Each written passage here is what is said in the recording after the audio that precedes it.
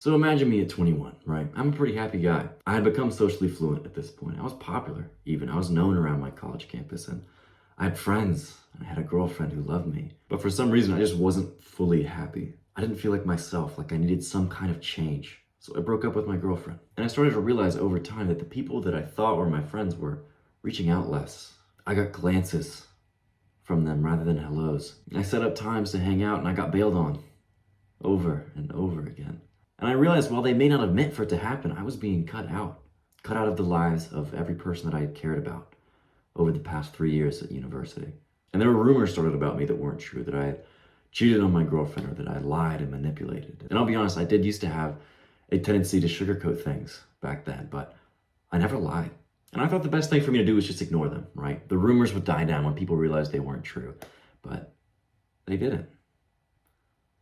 It's like I just kept hearing worse ones by the day. And the worst part was that I didn't really have anyone to talk to about it.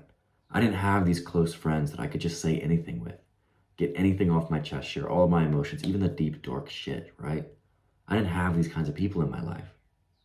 Not anymore. And because of this, my mental health started to suffer. And I started going to therapy, but it still felt like every day was way harder than it should have been. I was still getting the work done for my classes. I was still uploading a couple videos every now and then, but man, I didn't have any motivation to go out and just talk to people because I just felt like I'd been burned over and over again. So what was the point? And this just had me sinking deeper and deeper and deeper into that hole. And I was only able to get out of this rut once I started making close friendships again, the kind that I could share anything with, especially the dark shit. And I know that I'm not alone in this because right now young men are lonelier than ever. In fact, we are the first generation to be lonelier than the elderly. The first. How fucking crazy is that, bro? And it's because we are replacing these genuine social connections in our lives with social media, with video games, with things that are hyper stimulating. Because these advertisers and marketers are able to tweak each part of these overdone versions of reality to hit our brain in just the right way that we are addicted. And we're able to forget for a time that we need these real social connections. But whenever we realize that we are alone in our room again, just scrolling through Instagram and TikTok, this is whenever we start the spiral of getting into the shit mental health. Because we're no longer taking care of the social relationships in our life. We no longer have these close friends. We no longer even have people that we talk to about shit on a daily basis. You start to feel alone and hurt and like there's no way that you can get out. And I never want you to get to this point, right? I never want you to get to the point where I was. And if you already are there, I'm going to help you get out. I'm about to give you the exact steps for you to make not just friendships, but the close friends that you have been craving, that you can tell anything to have these kinds of friends that you know that always have your back. But first you have to understand how these deep connections are formed. So first I want you to imagine an onion, right? So each of these layers of this onion is a deeper part of your personality. Something that you wouldn't share with someone unless you have a certain degree of trust. So these outer layers are more like talking about the weather, while the inner layers are talking about how your mom raising you made it difficult for you to connect with men growing up, right? These first few levels are speaking with strangers. The inner ones are the ones that you would only talk about with people that you are deeply connected to. And the core, the very core of this is stuff that you wouldn't tell a soul, right? Because there are things about you that you are never going to tell a person. There are things that you don't even know about yet. Unconscious things that you aren't aware of that you push away. What this model is it's called the levels of disclosure. And it's the different levels that people are willing to talk about with a person based on how much trust, based on how much experience, and how close they feel with another person. And this is the key to getting close with people, right? How you do this is by getting through each layer of this onion. Most people aren't comfortable to go straight into the deep layers, right? You have to get to know them first. You have to build this trust up with them. But I will give you a hack for making life a lot more fun and for getting more deep connections. If someone's willing to go there, no matter how much you know them, just be willing to also go to that emotional place. Be willing to share at any emotional depth at any time. It's not only going to get you out of your comfort zone, it's going to help you accept yourself more, and it's going to make you these close friends faster. Now that you understand this basic model, you need to know that sharing emotion is what's going to get you through these layers. So stop trying to connect over only facts. It's great that you can connect over skateboarding with a person, right? Oh, you like skateboarding? I like skateboarding too. What kind of skateboard do you use? But what's going to get you through these layers is by talking about the feelings that you have. So don't connect over the specifics, connect over the feeling. Maybe instead of just skateboarding, you could talk about, oh, when was the first time that you started to fall in love with skateboarding? And when people are opening up to you about stuff too, right? Like say someone's opening up to you about like how their girlfriend cheated on them or something. This is not the time for you to say, oh yeah, my ex-girlfriend cheated on me too, bro. It's not, like I said, it's not about connecting over the facts, because what happens when you do this is you start to make it about you. And what they're doing is they're opening up to you so that they can get this psychological air that they need to feel okay. This is the time for you to be empathetic and say, I'm sorry, man. I know that sucks. I can't say that I've been in exactly the same place, but I've had something similar to me, and I know that shit leaves a hole. That must really suck right now. And then they have the space to open up, get that psychological air and say, yeah, it really does suck, man. And a huge part of this is proving that you are friend material by keeping their secrets secret, right? If people are opening up to you and disclosing feelings that like acquaintances don't usually disclose, just assume it's something they don't want other people just to know. Don't go around airing other people's dirty laundry to strangers, right? Or to acquaintances that you have that they're not going to be comfortable opening up to. And if you don't, they're going to realize, oh, this is someone that I can trust and continue to open up with. By the way, bro, you know how incredibly important this is, and you can absolutely make close friends on your own. But if you want to level up your social skills even faster and get these close friendships even quicker, let me be your social coach. Hit the first link in the description to see if we'd be a good fit. Next is integrating your dark side. So whenever I was growing up, and even like through most of college, I was able to get close to the girls that I dated, right?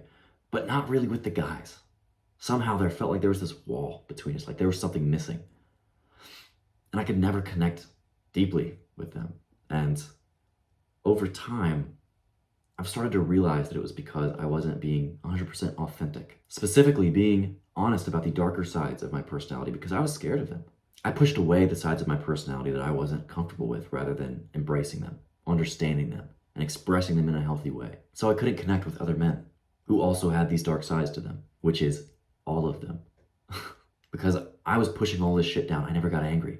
I never showed jealousy. I was never rude. I never said anything when I was upset. I never talked about wanting to fuck girls. I never talked about wanting to compete with other men, about wanting to be better than the other men around me. And this isn't all of who I am, but it is part of who I am, right? And I never expressed it because I just thought it was bad, but it's not.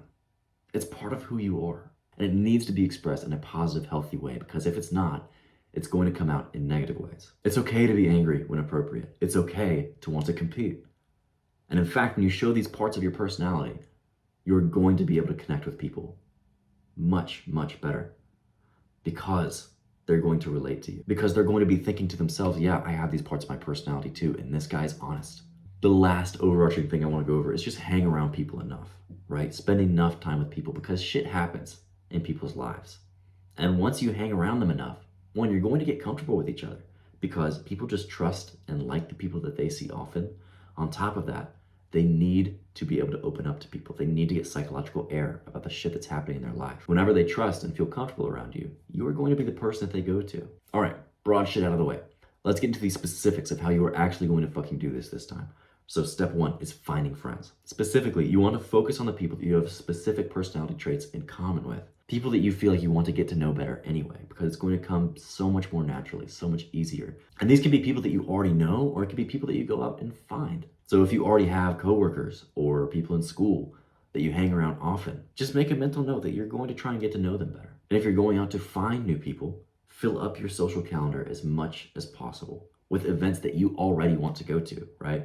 I meet people that I'm like whenever I go to open mic nights, whenever I hang out in coffee shops, because these are the places that I really vibe with, right? You have to find a place that is your vibe, because other people like you are going to be hanging out there. And when you start going to these social events that you genuinely want to be a part of, meet people, go up to them and get their Snap, get their phone number, specifically Snap or phone number, right? Because these two mediums are based around DM, and you don't have all this other distracting shit of a feed in your way. And when you're going up to people, be genuine. Tell them what you're actually looking for. Don't try and act cool. Be like, hey man, listen, you look like a cool guy. I'm trying to find brothers that I could go out and do fun shit with. Where are you from? What do you do? And just start the conversation from there and see if they want to be a sick part of your life. And if you're in this kind of a rut right now, this first step is going to feel the hardest, because you're going to want to not be social. You're going to want to stay in your room and continue doing the things that you've been doing. But if you continue doing the same things that you've done, you're going to continue getting these same results. So you have to branch out and try something new. You have to go out and be social, no matter how shitty you feel in the moment, no matter how many excuses your brain tries to tell you, you have to go out and do it anyway. Step 2 is building this relationship. Now that you have met these people, now that you know who you want to be hanging around, hang out in casual settings with them, right? With this person or this group, just coffee, going to get coffee or drinks, or wherever you met. Maybe you just become a regular at this open mic night and you get to know these people better. And whenever you organize these hangouts, propose going to a second location afterward, because humans aren't just wired to connect with people based on how much time we spend, but on how many experiences, how many different experiences that we have together. So going to different places, experiencing different things, makes you feel like you get to know the person more. It helps you bond. Step 3 is creating a space for connection.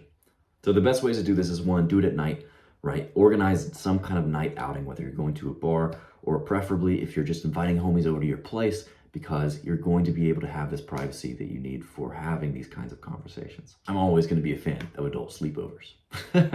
Specifically, you want to be doing an activity that doesn't require your full brain power. You can be watching Netflix or playing poker or, I don't know, bro, doing BuzzFeed quizzes. Whatever it is, bro, be doing something with this person or this group of people where you can also be having a conversation. Also, there are card games that are actually designed for sharing deeper parts of yourself. But you want this to be either one-on-one or in a small group. And you want to start asking about the shit that actually matters when you're doing this. Be willing to be serious. Be willing to be the first one to open up about something too. You can also look up 30 questions to fall in love. While this was designed for people who are in relationships, you can do this with your homies too, because those are just deep questions that everyone has an answer to.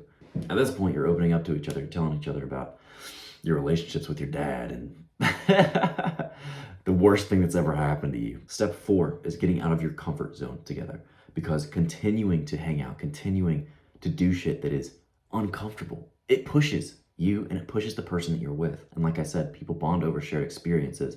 They especially bond over shared hardships. So when you're pushing each other, not only are you going to become better people, because you're getting used to more things, you're getting comfortable with things outside your comfort zone, but you're both going to feel closer because you've done hard shit together. You're going to feel like you've overcame something and like you are on the same team. After following these steps, you're going to find that you don't feel nearly as alone. You're going to have shit going on all the time now, and you're going to be living a full and happy life. You aren't worried about what other people are thinking or how you're acting. You're just being you, because you now have those close friendships to make you feel comfortable just being you.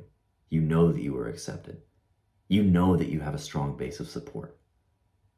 This is what I want for you, brother. Like this video or save it to a playlist so you can come back to it when you're going through the steps, and comment down below where you're at now and what your plan is, because not only does it inspire the boys, but it's gonna help me to get to know you better. And if you've seen a few of my videos now and you think we're pretty similar, we could be friends, hit that first link in the description, bro. See if we'd be a good fit for coaching. Act now, bro. Become unstoppable.